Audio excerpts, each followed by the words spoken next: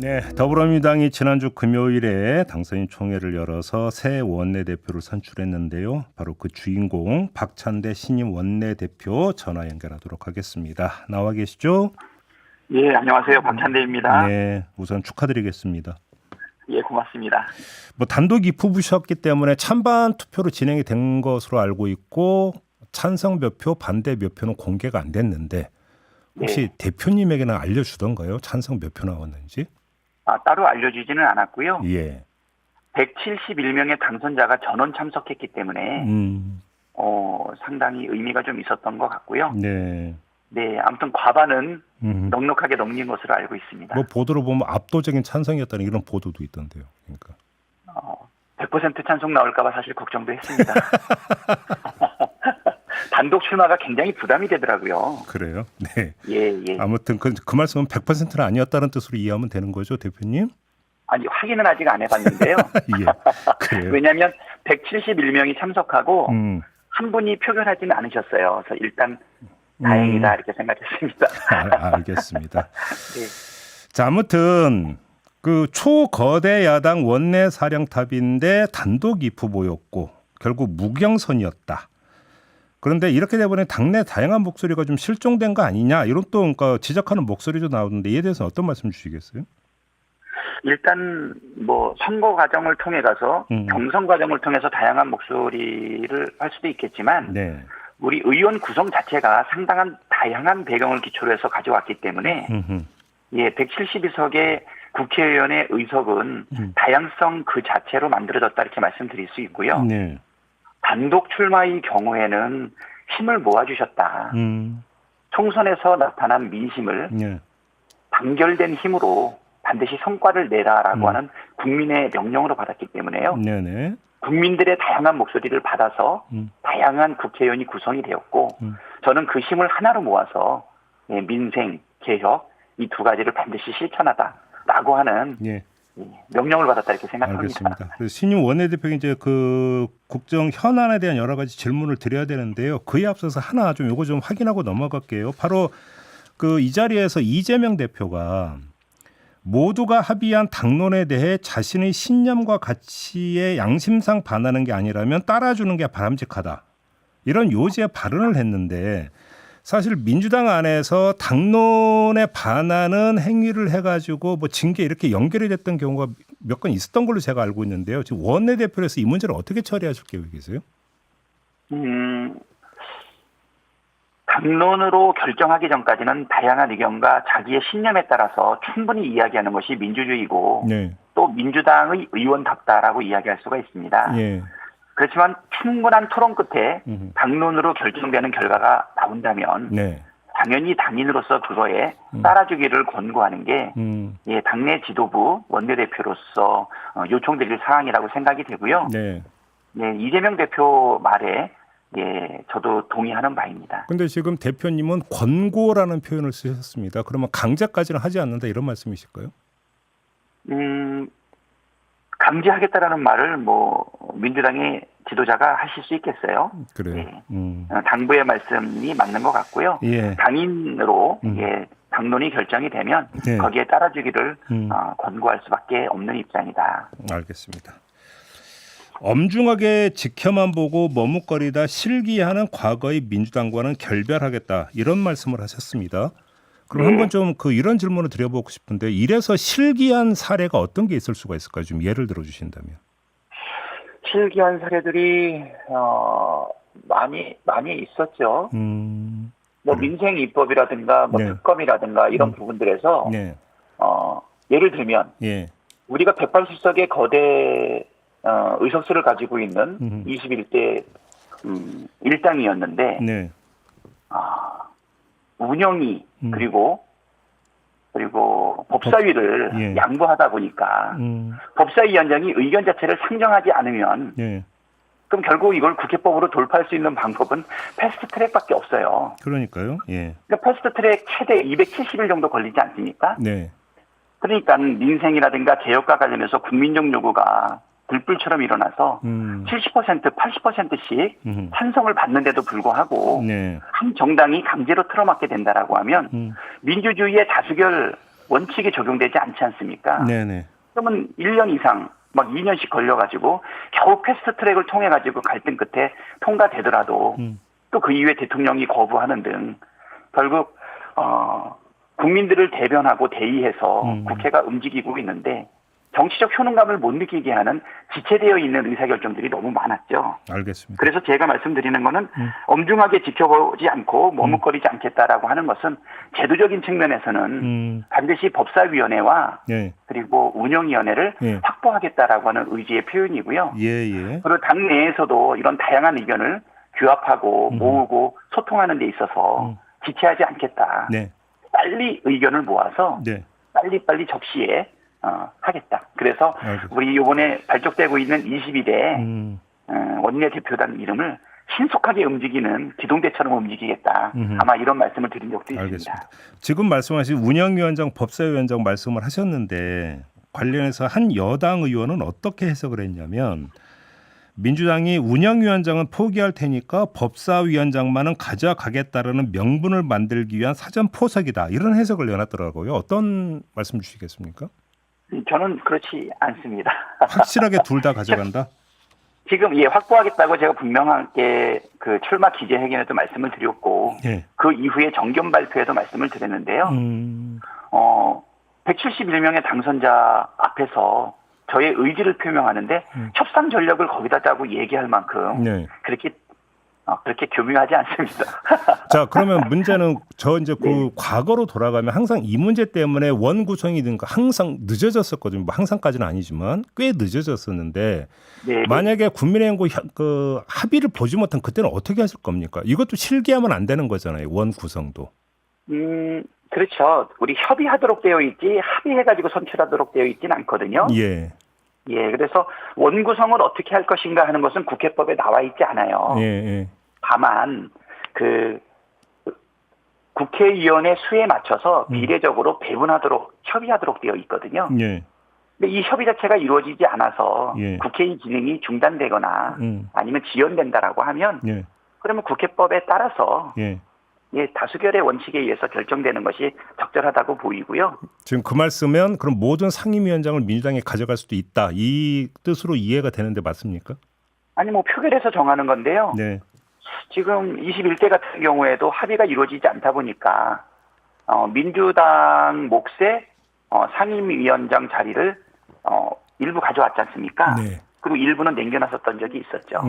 그러다가 저쪽에 비대위원장께서 정무적으로 판단해서 그렇다면 일당이 다 가져가라라고 해서 네. 전체를 운영했던 적도 있었죠. 예. 그때하고 상황은 비슷하기도 하고 다르기도 한데 일단은 충분히 협의를 하고 네. 우리는 확보하겠다고 얘기를 했으니 그 부분과 관련해서 충분하게 교섭을 하고요. 만약에 이것이 너무 지체돼서 국회의 기능을 지연시킨다. 네. 그럼 아까도 말씀드렸듯이 신속하게 처리해서 하겠다고 말씀드리지 않았습니까? 예. 국회법에 따라서 결정해야 된다. 알겠습니다. 다 가져오는 결과가 생길 수도 있고 아니면 우리가 확보할 상임위 중심으로 가져올 수도 있고 그건 그때의 상황에 따라 다르게 결정할 수 있을 거다 생각합니다. 알겠습니다. 22대 국회 그 개원하면 가장 먼저 그 발의할 지금 법안이 어떤 걸까요, 대표님? 글쎄요, 조국 신당은 1호 법안으로 무엇을 내겠다라고 이야기를 하고 있는데요. 예. 저희도 1호 법안에 관련해서 이제 개헌까지 한 달 이상 시간이 좀 남아 있는 상태인데요. 예. 의견을 모아보기는 하겠지만, 일단은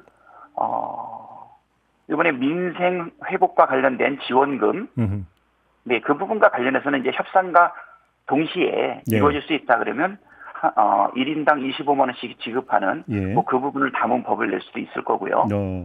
그리고 윤석열 대통령 거부권이 행사된 법안이 9개가 있었는데요. 그중에 3개는 재발의가 됐고 그리고 하나는 이태원 참사 특별법은 결국 5월 2일 날 본회의를 통과를 했거든요. 네, 그러니까 재발이 됐는데 아직 처리되지 못했던 2개 법안과 나머지 6개 법안까지 21일 때 다 처리가 되지 않는다면 우선순위를 정하던가 필요하다면 전체를 패키지로 해서 법안으로 내야 되겠다라고 하는 계획은 가지고 있습니다. 그러면 경우에 따라서는 패키지로 그냥 일괄 발의도 가능하다 이런 말씀이시네요. 그러면? 일괄로 발의해도 이제 각각의 법대로 해야 되기 때문에 물론 그렇긴 하겠지만 예, 8개 법안이 나갈 수도 있고 동시 발의라는 표현이 더 맞겠네요. 동시 발의가 그럼 되는 겁니까? 동시 발의에도 이제 순번은 있겠죠. 네. 그래요? 지금 양곡관리법하고 간호법은 재발의가 되어 있고요. 네. 특히 이제 양곡관리법은 이제 본회의에 회부까지 되어 있는 상황입니다.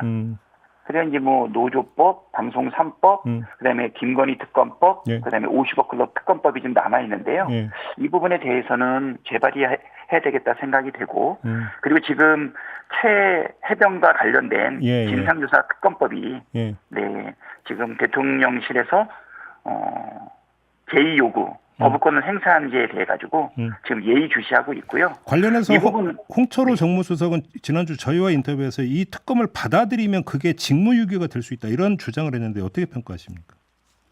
지금 뭐 그거는 국민에 대한 직무유기 발언이죠. 그래요. 예, 촌농선의 결과는 윤석열 정부의 심판이었고요. 예. 그다음에 불공정에 대한 심판이었거든요. 또 민생과 경제 또 외교에 대한 무능에 대한 심판이었어요. 이 부분에 대해서 직무유기라는 게 아니 국가가 나서가지고 이 억울한 죽음에 대해서 해소하기 위한 국민적 요구에 대해서 아니 그거를 거부 안 하면 직무유기라니 지금 국가의 기능 그다음에 정부가 해야 될 국민의 생명과 안전을 최우선으로 지켜야 된다. 그리고 그것 과정 속에서 발생하고 있는 의혹에 대해서 진상을 규명해야 된다라고 하는 부분에 대해서 그렇게 얘기하시는 것을 보면은요. 아직도 윤석열 정부가 정신 못 차리고 있는 것으로 보입니다. 알겠습니다. 이원석 검찰총장이 지난 3일 송경호 서울중앙지검장에게 김건희 여사 명품백 수수 의혹에 대해서 신속하고 철저하게 수사라고 지시 내렸다라는 보도가 있지 않았습니까? 네네. 그 배경 내지 이유를 어떻게 분석을 하세요, 대표님은? 사실 뭐 여러 가지 설이 좀 있기는 한데요. 예. 제가 볼 때는 뭐 김건희 여사 특검에 대해서는 뭐 당연히 추진해야 된다라고 보이거든요. 예. 저번에 이제 특검법은 이제 주가 조작에서 한해이긴 했는데요. 뭐 예를 들면 주가 조작 의혹에 대해서는 관련 공범들은 이미 재판까지 다 받았는데 김건희 여사는 별다른 수사도 받지 않았고 예. 이것은 검찰 수사가 편파적이고 불공정하다라고 하는 국민들의 인식이에요. 네. 이재명 대표 부인은 자기가 쓰지도 않고 알지도 못하는 식사비용 3인분 7만 8천 원을 가지고 기소했는데요. 국민이 다 지켜보고 있는 300만 원 명품백 받은 사건은 모르는 척한다라고 하면 네. 불공정하고 부당하지 않은가. 그래서 아까도 말씀드렸듯이 검찰이 이 부분에 대해서 국민적 요구에 부응하는 것일까라고 하는 기대도 일부는 있거든요. 네. 또 한편으로는 긴장 관계가 좀 형성되고 있는 것 아닌가. 그러니까 검찰하고 용산 간에 네, 특히 예. 이제 김건희 세력에 대한 불만이 검찰에서 있을 수 있다. 어허. 한동훈을 중심으로 한 이원석, 송경호 여기가 이제 김건희 수사를 하면서 개과 시를 하고 있는 것 아닌가. 그리고 또 이제 대통령실이 민정수석실을 부활하는데 네. 이거는 가족들과 친인척의 비리 등을 사전에 검토하기 위한 부분도 있겠지만은 대통령이 검찰 인사를 직접 챙기겠다고 하는 의미 아닌가 이런 생각이 들고요. 네. 그렇지만 뭐 이 부분은 이제 확인되는 부분은 아닌데 이거 한편으로는 또 뒷북 아닌가. 네. 뒷북. 예. 예. 아니 검찰이 갑자기 정신을 차렸던지 아니면 특검 여론을 무마시키기 위한 것이라고 보이는데요. 예. 나는 뭐 특검 여론을 급하게 무마시킬 가능성도 상당히 높다고 보여요. 그래요. 특히 저번에 각상도 전 의원 50억 퇴직금 사건도 있지 않았습니까? 예. 예, 특검 여론이 높아지니까 검찰이 갑자기 소환 조사하고 어쩌고 야단 법석을 피웠는데, 그렇지만 그때의 모습하고 거의 뭐 비슷하지 않은가 이런 생각이 들고요. 네. 아쉬운 거는 검찰이 정말 수사 의지가 있었다면 진작 수사했었어야 되는데 지금이라도 정신 차린 것인지 예. 아니면 내부에 긴장 관계가 반영되고 있는 것인지 예. 그거는 조금 더 국민이 주권자로서 눈을 부릅뜨고 지켜봐야 될 거고요. 관련해서 저희도, 예. 이원석 검찰총장의 임기가 9월이면 끝나지 않습니까? 네. 그러면 이제 그 전에 이제 그 후임자를 지명을 해 인사청문 절차를 거치지 않겠습니까? 네. 이 요인 하나하고 송경호 지금 서울중앙지검장 같은 경우는 2년 전에 서울중앙지검장이 됐기 때문에 2년을 꽉꽉 채웠거든요. 네. 그래서 여기서 이제 발생할 수 있는 인사 요인을 염두에 두고 그게 불화의 결과든 뭐든지 간에 이원석 총장이 지시를 내린 거 아니냐는 해석도 가능할 것 같은데 이 점은 어떻게 보세요? 그래서 뭐 아까 제가 소두에 말씀을 드렸는데 뭐 아직은 뭐 속단해서 얘기할 수는 없지만 네. 그 구중 군거란에서 이루어지고 있는 예 긴장과 암투 예 그거 다 드러나는 날이 있을 거라고 보이고요. 네. 어쨌거나 뭐 한동훈 전 비대위원장과 예 갈등 관계가 있을 거라고 보이고요. 네. 검찰들은 실질적으로 검찰 출신이 아닌 뭐 복두규 또는 뭐 강의구, 윤재순 뭐 이런 분들을 실세로 보고 있지 않나. 그래서 수사관 출신은 아니지만 네, 검찰 조직 안에 있던 실제 검사들과 갈등 관계도 있을 수 있다라고 하는 판단들도 있는데 좀 더 지켜봐야 될 것 같습니다. 알겠습니다. 대표님 마지막으로 짧게 민주당 정치검찰 사건조작 특별대책단이 이화영 술판 회유 의혹 등 이른바 정치검찰 사건조작 특검법을 1호 특검법으로 발의할 거다 이런 보도가 나왔는데 대표로서 어떻게 평가하시고 어떤 계획이십니까? 사실은 저희 정치검찰 사건조작 이것과 관련해서 우리가 이제 진상조사단을 아주 대규모로 발족을 했어요. 예. 검사 독재 정치 탄압 대책위원장으로서 그동안의 검찰들의 행태를 보게 되니까 각종 위법행위, 불법행위, 절차를 위반하고 있는 행위들이 부지기수로 나오는데 누구도 견제하지 못하고 있다 보니까 결국 국회가 그 역할을 해야 된다는 입장이었던 것 같거든요. 예. 지금 뭐 이거랑 관련된 특검법 발의하겠다라는 건 이제 내부적으로 얘기가 나왔는데 아직은 이제 원내대표 막 취임한 저한테는 구체적인 보고는 아직 받지 못한 상황이어서요. 아하, 일단 확인해 볼 필요가 있다. 당내에 일단 주장 정도로만 일단 그 받아들인다 이런 말씀이시네요. 뭐 주장 정도라기보다는 뭐 상당히 존중을 하고 있고요. 네네. 여기서 큰 역할을 해야 된다라는 입장인데 그 자세한 내용이라든가 하는 부분은 화요일 날 보고를 받고 소통해야 되지 않을까 생각합니다. 알겠습니다. 일단 오늘 인터뷰는 좀 이렇게 마무리해야 될 것 같네요. 고맙습니다, 대표님. 예, 고맙습니다. 또 뵙겠습니다. 네, 박찬대 더불어민주당 원내대표였습니다.